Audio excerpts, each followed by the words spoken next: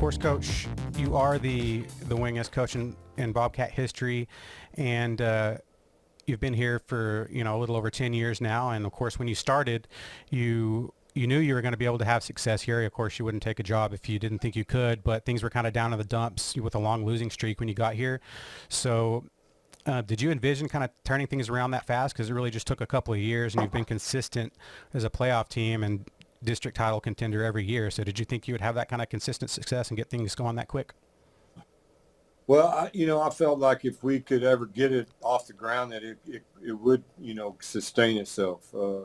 You have to work at it every year. You have a different group every year, and things are always, no matter what or who you have coming back, there's always different things, different challenges. So every year is different. But once you can get it off the ground and kind of have some tradition, things can sometimes help you sustain those by the other groups, wanting to continue that. So it was tough in the beginning. That first year was super tough. We didn't win a game till the ninth ball game. We were 0-8 going into our last home game against Lubbock Coronado.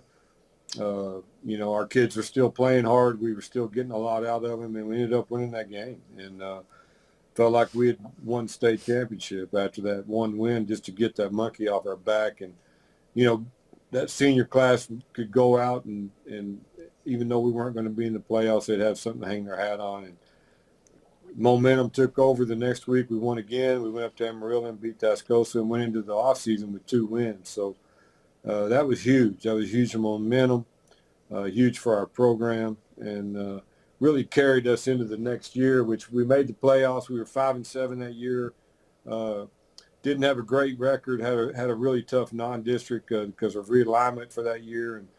And district, we kind of got it going and made the playoffs. Won a district game, won a playoff game. But then we really took off from there. So just it's funny how things happen sometimes. Just winning those last 2 games in 2009 really kind of set the stage for what's happened in the last decade. And being the winningest coach, that's kind of a cool thing, because it's hard nowadays, unless you're at maybe a new school, to be the winningest coach, just to be somewhere long enough, because nowadays it seems like the coaching stops are a lot quicker than that, maybe a few years and you move on, that kind of thing. So how special is it to have been able to do that here at a program that's been around for 100+ years playing football? Well, it's real special, man. I love San Angelo. That's why I've been here 11 years. I've got great people here that I work for, and they allow us to do our job. And it's a great place to be. And I've enjoyed my time, and I'm looking forward to more. I'm not by any means looking to retire. I think that's one thing that this time off, this virus is made some of us really think about, what do you want to do in the next 10 years? And I kind of figured that I don't want to retire. That sitting at home didn't work out too well. You get antsy, and, you just need something to do. You need something to get up and go and have a purpose for that day. And so I'm fired up and ready for the next 10 and, see where that takes us. But I love being right here at San Angelo.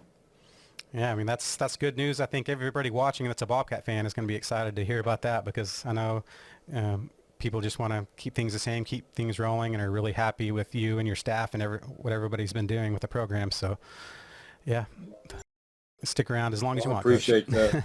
Yeah, well, we've got the program kind of where it needs to be right now, and it's got some really good kids coming. We've had last year our JV was 10-0, and our freshmen were 9-1.